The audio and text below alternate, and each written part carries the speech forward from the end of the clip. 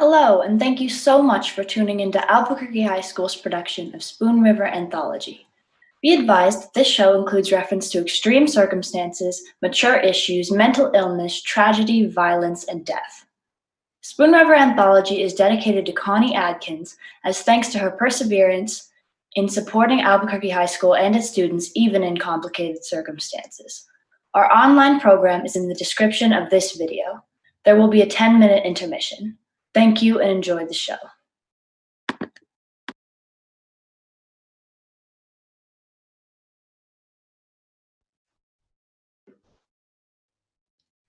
Where are Elmer, Herman, Bert, Tom, and Charlie?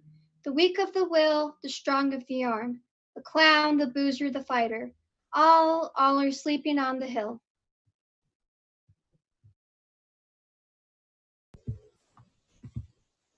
One passed in a fever, one was burned in a mine. One was killed in a brawl and one died in jail.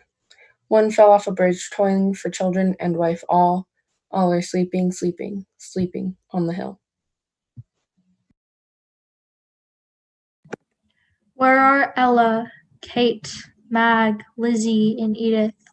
The tender heart, the simple soul, the loud, the proud, the happy one, all are sleeping on the hill. One died in shameful childbirth, one of a thwarted love, one at the hands of a brute in a brothel, one when life in faraway London and Paris was brought to her little space by Ella, Kate, and Mag. All are sleeping, sleeping, sleeping on the hill.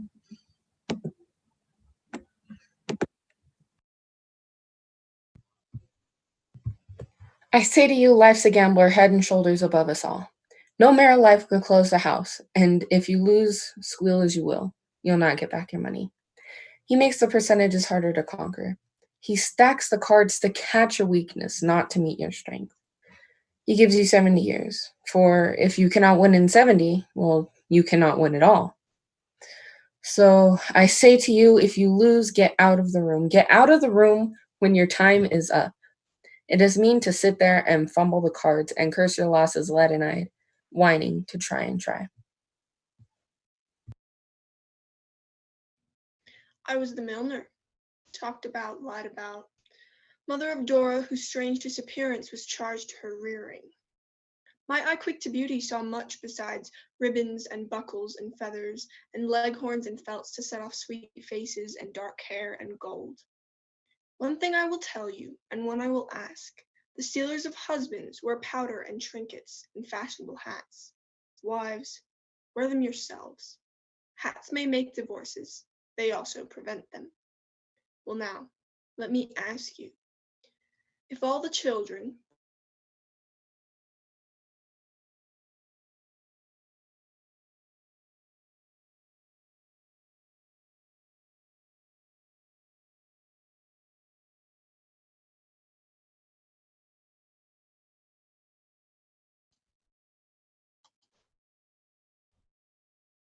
When Reuben Pantier ran away and threw me, I went to Springfield.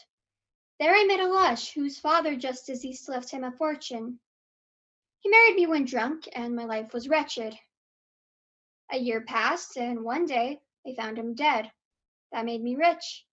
So I moved on to Chicago. After a time, met Tyler Roundtree, villain. Then I moved on to New York. A gray-haired magnate went mad about me, so another fortune. He died one night right in my arms, you know. I saw his purple face for years thereafter. There was almost a scandal, but I moved on, this time to Paris. Was now a woman, insidious, subtle, first in the world, and rich. My sweet apartment near Champs-Élysées became a center for all sorts of people, musicians, artists, dandies, nobles, and poets, where we'd speak French, German, Italian, and English. Then, I'd wed Count Navigado, native of Genoa. We went to Rome, and he poisoned me. Or so I believe. Now in the Campo Santo, overlooking the sea where young Columbus dreamed new worlds, see what they chiseled. Contessa Navigado, Implora eterna quiete. I loathed you, Spoon River. I tried to rise above you. I was ashamed of you. I despised you as the place of my nativity. And there in Rome, amongst the artists, speaking Italian, speaking French, I seemed to myself at times to be free of every trace of my origin. I seemed to be reaching the heights of art and to breathe the air that the masters breathed and to see the world with their eyes. But still, they'd pass my work and say, "What are you driving at, my friend?" Sometimes the face looks like Apollo's. Others it has a trace of Lincoln's. There was no culture, in Spoon River, and I burned with shame and held my peace. And what could I do? All covered over and weighed down with Western soil, except aspire and pray for another birth in the world, with all of Spoon River rooted out of my soul. My parents thought I'd be as great as Edison or greater, for as a boy I made wondrous kites and toys of clocks and little engines with tracks thrown on, and telephones that came with a thread. I played the cornet, painted pictures, and modeled in clay, and took the part of the villain in the empty room. But then, 21, I married and had to live. And so to live, I learned the trade of making watches, and kept on the square, thinking, but not of business, but of the engine. I studied the calculus to build all of Spoon River watched and waited to see it work, but it never worked. A few kind souls believed in my genius was somehow hampered by the store. It wasn't true. The truth was, it didn't have the brains. I belong to the church and to the party of prohibition. And the villagers I died of eating watermelon. In truth, I had cirrhosis of the liver. For every noon for 30 years, I slipped behind the prescription partition in Trainer's drugstore and poured a generous drink from the bottle marked Spiritus Fermenti.